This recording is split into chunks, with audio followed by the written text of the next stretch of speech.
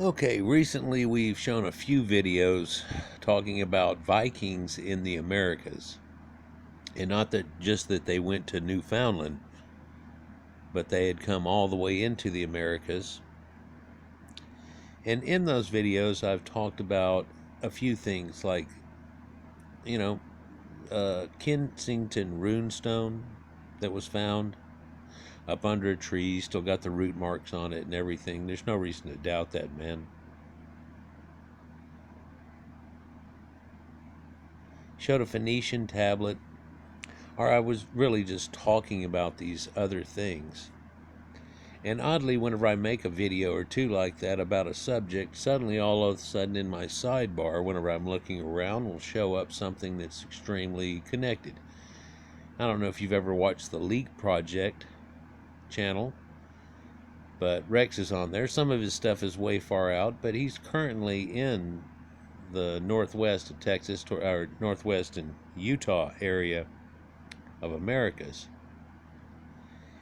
And he made a video, and the caption picture right there is one of the pictures that I mumble about, and I'm fixing to show it to you now, for he found it and where it is and its exact location.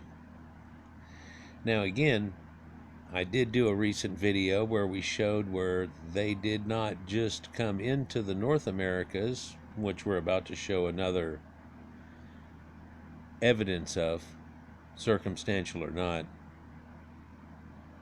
but actually all the way into South America. And the evidence is that dog, or the mummified dogs that they find, are actually Danish sheepdogs from Scandinavia up here.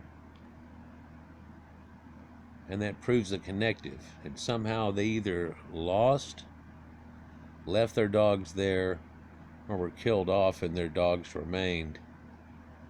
One way or another, that's the outcome of it, is that those dogs, which date to well over 1,000 years, and actually before the Iceland event that we all well know, were already in play.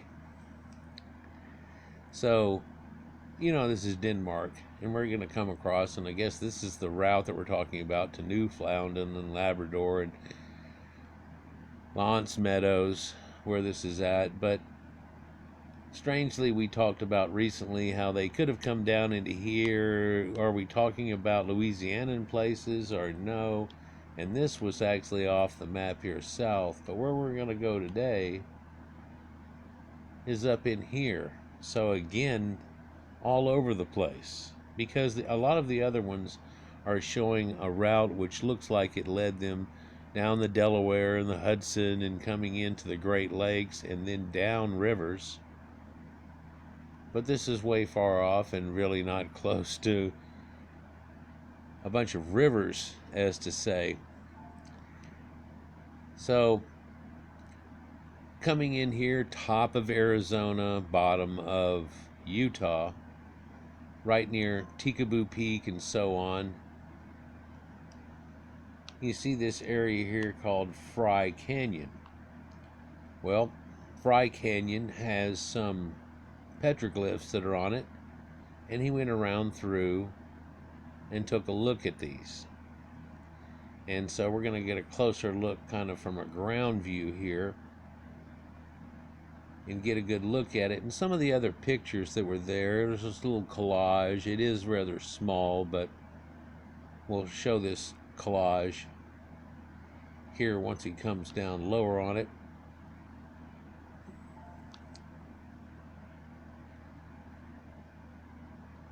Here we go.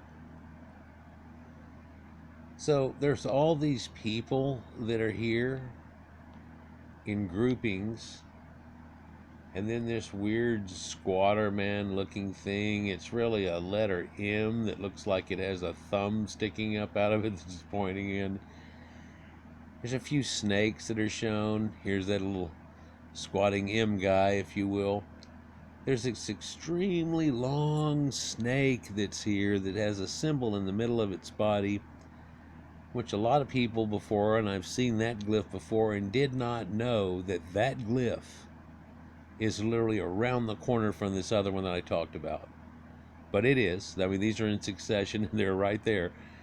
But they've talked about that and it being a calendar situation, and that the sun, whenever it sets, causes a shadow to come in, and then that would be a declination of a certain time of year. Whenever the sun was setting there, that's whenever something happened. And they've got all these animals they're rounding up around it, right?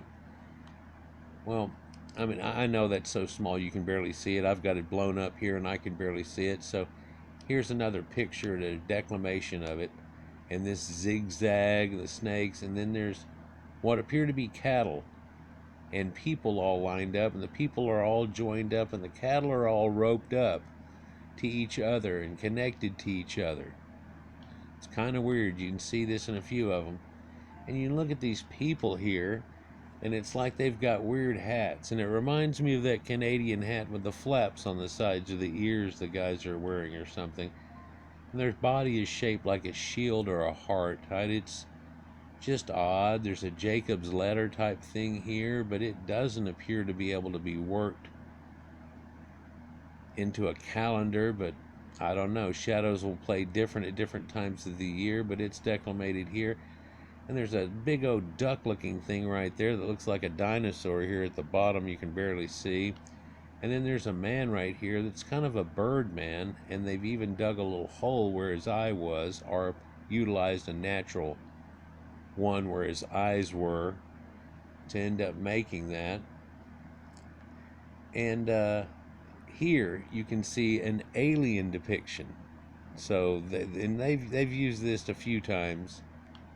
And then here's a guy that has a three-pronged head, and the people have tried to call him Ant-Man. And then here's one here they've tried to call Ant-Man too. But then again, with this other picture we're fixing to see, maybe he's actually a Viking with horns. I know somebody's going to chime in and say the Vikings didn't wear horns. Yes, they did. During certain times, and who the Vikings came from and so on, they definitely were. Scandinavian people wore a lot of them too, and of course that's been shown in the whole Egyptian themology of the sea peoples and so on, but don't necessarily need to go too deep into the fact that some people were wearing these horns on them. Nevertheless, Indians have been found wearing them too, Chief Sitting Bull, things like that. But there's one thing that'll make this necessarily not that possibility here. So, pow, there it is right there. But we're going to come back and take a look at it because the symbology here is kind of odd. They use a natural crack in the rock that's running all the way to the left, and they mark it, but then they step up off of it and make a whole nother mark, and step up off of it again, making a whole nother mark. Now, right in here where she's pointing at, they're making a circle line that's on this declination like a line. And over here, they've got another one too, but it's standing up. And whenever that one that's standing up, it looks more like a staff. And here, that line that's utilizing the crack, as you see running through, and it ends.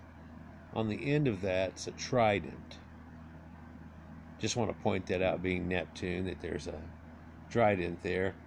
Get up close on that so you can see the idea of this three-pronged idea there. So there you go. And he calls out Inky whenever he sees that too, which is crazy. Yeah. And this one line ends right here, and it shows where they're using the crack, and then the other one they make their own with a line. So you can see this concept, right? And then there's these animals, which I don't know what you want to call them. They look like ostriches, chickens, giant duck dinosaurs, something like that. If they're trying to be cows or horses, the people don't know how to draw worth a damn. It's sad if you don't try to say that those things are emus or something. I mean, you take a look at that. But when we get into it just a little more, I'm going to try to wait and hold on till we get a good look at it here. Because there it is just to the left. Come on now. I know you're talking about those circles, and you usually see them places, and da da da, and there's an ant mine. Now, here we're going to see the one on the right, and it looks like that same type of circle, but it has a cross going down to the ground, and it really looks like that Holy Cross symbol, and you can see it there. She talks about that's real old. The patina on that's real old, may even be older than the other one. So there could be a series of datings here. It could just be something different, but then, bam. Finally, yeah, I finally got to it here. And we're seeing a boat. We're in Utah, and the best of my knowledge, by looking at maps go and then trying to pull across, we're about 80 miles away from a river. Now, during the time they came through here, there might have been a few other rivers, but I can't find evidence of a river running through there unless the valley that they're in is attached to a river that used to attach to the one I can see, that attaches onto the river that's 80 miles away. And I don't really know if that's even possible, because there would have to have been a large amount of rain to make these things declimate.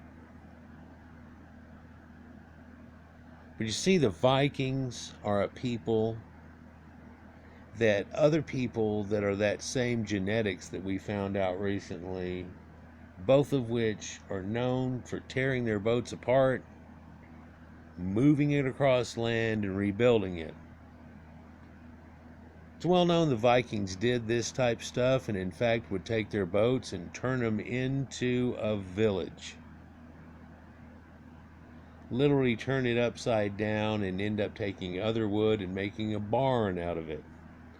These long houses, the fronts of houses that are crisscrossed and overlapping. A lot of this is shown from it. But the Egyptians are also known for taking a boat apart and putting it back together. Literally taking one out of the Nile and walking it all the way across to the Red Sea, building it again, and then setting sail.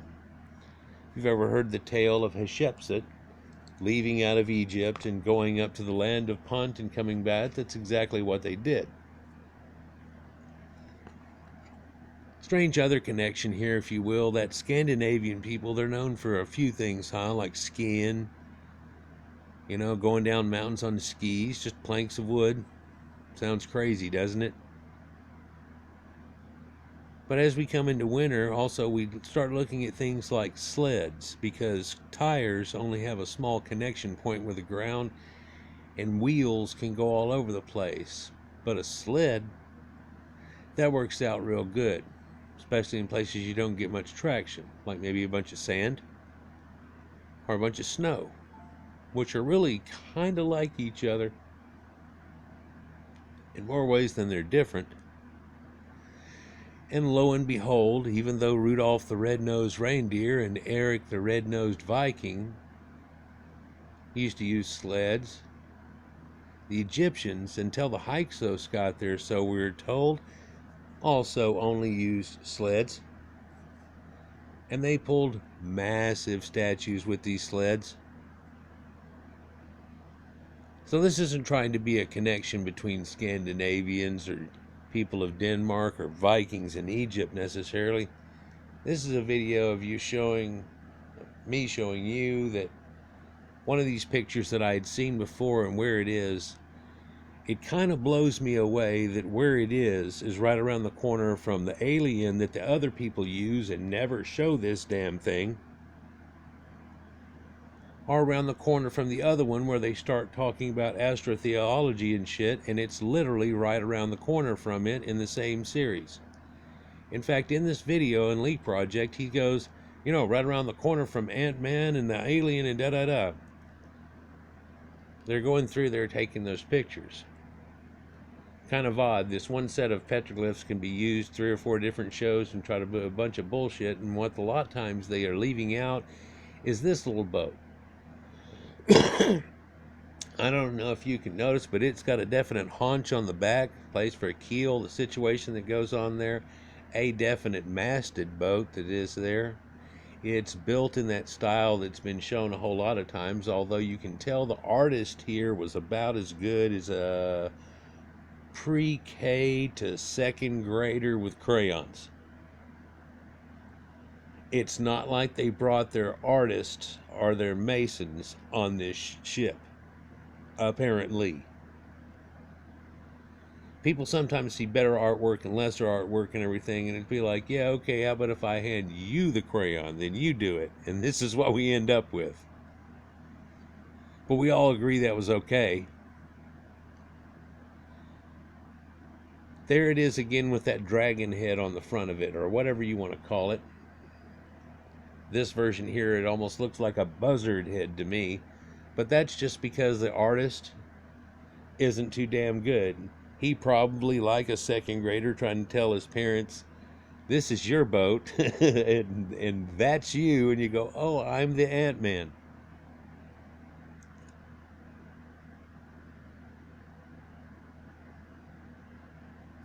Let me know what you think down in the comments. But again, where we are here is in the edge of between Arizona and Utah. Actually, in the edge of Utah. In this little canyon here.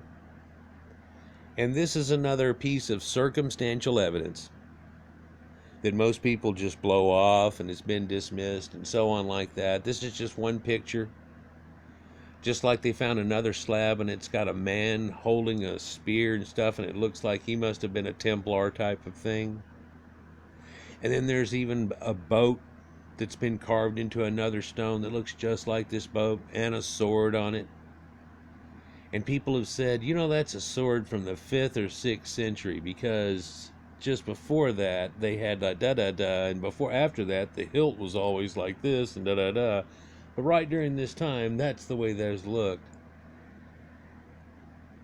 So who the hell is running around in America?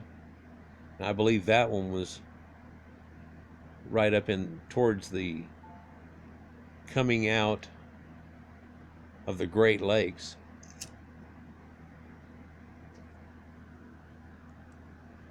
So is it possible that they dismantled their boat and they took it all the way to this point? One of the things Rex shows, because I watched this video, all of a sudden another one pops up that he did that was the next day, is there's this little castle, they call it. It's 5 or 6 rooms, and one part of it is 3 stories tall, and it's all built out of stones, utilizing the bedrock, making on the edge of this slope escarpment here a castle-y looking thing. And that really doesn't fit any Indians from the area. And they say, well, adobe and all this type of stuff, and that isn't from here. And this isn't adobe.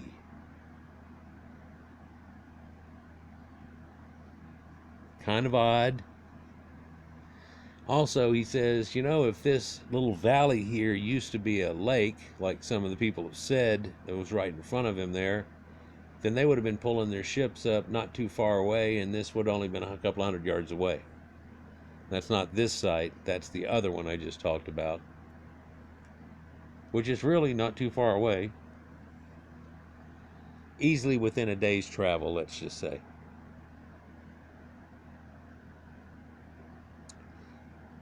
So the weird scratching on the rock, and then the huge spear that ends up being a trident. Them leading animals onto a boat, it seems. Almost looks like somebody could make a Noah idea out of the whole damn thing here, doesn't it? Only if they had a couple of animals and a giraffe poking their head out of the boat. Oh yeah, look, there's a giraffe right out front poking his head out of the boat.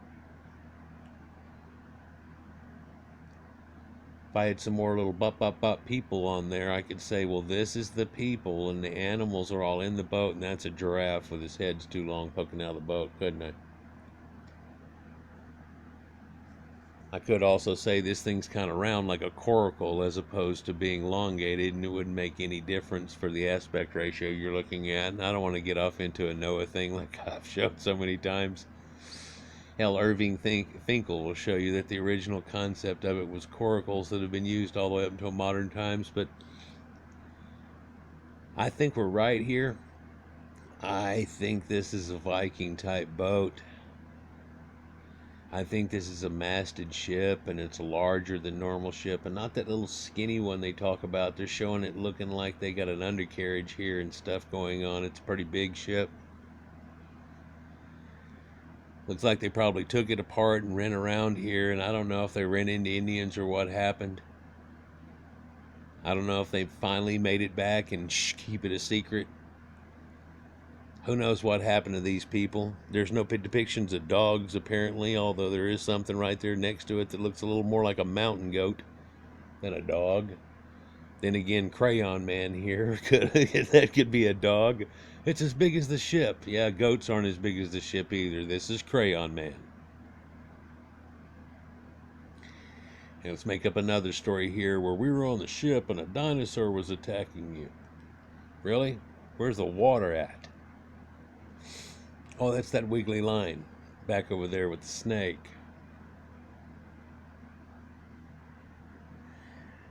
Again, let me know what y'all think downstairs here, but I think this is 3 in a row, although I'm putting them out together. It didn't supposedly happen that way, and I think we're kind of lucky. Here's 3 I'm shoving down your throat at once, and this is one picture of one of those things I mumbled about, and I go, end things. That's one of the pictures right here. The other one's like Kensington runestone, and the little Phoenician tablet that's ancient Phoenician, very first of writing tablets that was found over here. Along with the guy in the full armored, the sword, another ship that looks just like this. Did the Indians see something and then draw these pictures of the Vikings and Ant-Man and so on? You want to go with that? You want to go with the Vikings drew this himself and they're using Crayon Boy today because they ain't got no mason or no artist with them? Yeah, let me know what you think, but a bang. Here's circumstantial evidence number 47B. The boat. But when you start getting all these mixed up together, it starts to be too much to handle. Well, here's something that trumped it, the other video I just showed. The dogs of these people, Danish sheephounds and hunting dogs, are found not even here, but way south in South America. So we'd have to now go through a fact that this easily could have been them, couldn't it? Rather than whining and bullshit. Peace.